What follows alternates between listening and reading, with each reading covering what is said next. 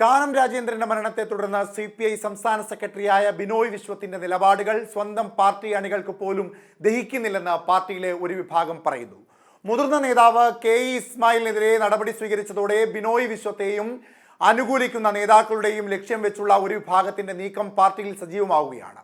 ഏറ്റവും ഒടുവിൽ മുഖ്യമന്ത്രി പിണറായി വിജയന്റെ മകൾ വീണയ്ക്കെതിരെ ഉയർന്നു വന്ന മാസപ്പടി കേസുമായി ബന്ധപ്പെട്ട് ബിനോയ് വിശ്വം നടത്തിയ പ്രസ്താവന പാർട്ടിയിൽ കടുത്ത എതിർപ്പിന് പുറത്തു വലിയ പരിഹാസത്തിനുമാണ് വഴി തുറന്നത്. മകൾക്കെതിരായ കേസിന്റെ പേരിൽ മുഖ്യമന്ത്രി പിണറായി വിജയനെ ഒറ്റപ്പെടുത്തി ആക്രമിക്കുവാൻ ആരെയും അനുവദിക്കില്ലെന്നായിരുന്നു CPI സംസ്ഥാന സെക്രട്ടറി ബിനോയ് വിശ്വം പറഞ്ഞത്. ഈ പ്രസ്താവനയാണ് കടുത്ത എതിർപ്പിന് വഴിവെച്ചത്. CPI സംസ്ഥാനതല പ്രവർത്തക കൺവെൻഷനെയും പ്രഥമ കമ്മ്യൂണിസ്റ്റ് മന്ത്രിസഭ അധികാരമേറ്റതിന്റെ 68ാം വാർഷികാഘോഷവും തൃശ്ശൂരിൽ ഉദ്ഘാടനം ചെയ്തുകൊണ്ടിരുന്ന സംസ്ഥാന സെക്രട്ടറിയുടെ പ്രസംഗം സർക്കാരിനെ ദുർബലപ്പെടുത്താനാണ് ചിലരുടെ ആസൂത്രണ ശ്രമമെന്നും എന്നാൽ അത് വിലപ്പോവില്ലെന്നും മൂന്നാമൂഴമാണ് LDFന്റെ ലക്ഷ്യമെന്നും ബിനോയ് വിശ്വം പറഞ്ഞു.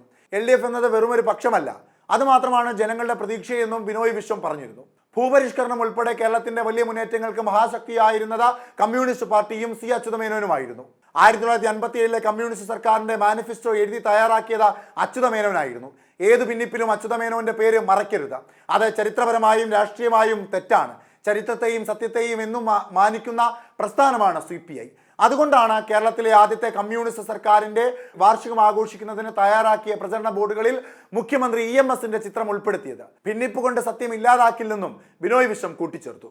എന്നാൽ C അച്യുതമേനോനെ ഒരു കാലത്തും പ്രസംഗത്തിൽ പോലും പരാമർശിക്കാതെ പിണറായിയെ സംരക്ഷിച്ചുകൊണ്ടുള്ള പ്രസ്താവന തലമറന്നുള്ള എണ്ണ തേക്കലാണെന്നും CK ചന്ദ്രപ്പനും വെളിയം ഭാർഗവനും ഇരുന്ന കസേരയിലിരുന്ന ഇങ്ങനെ നട്ടലില്ലാത്ത നിലപാട് സ്വീകരിക്കരുതെന്നുമാണ് സോഷ്യൽ മീഡിയയിൽ പാർട്ടി അണികളടക്കം നടത്തുന്ന പ്രതികരണം. തരം കിട്ടിയാൽ CPIയെ കുറ്റപ്പെടുത്താനും പരിഹസിക്കാനും നോക്കുന്ന CPMലെ ഒരു അഴിമതി ആരോപണ വിഷയത്തിൽ ചാടിക്കേറി പ്രസ്താവന നടത്തേണ്ടിയിരുന്നില്ല എന്നാണ് ഒരു വിഭാഗം നേതാക്കളുടെയും അഭിപ്രായം.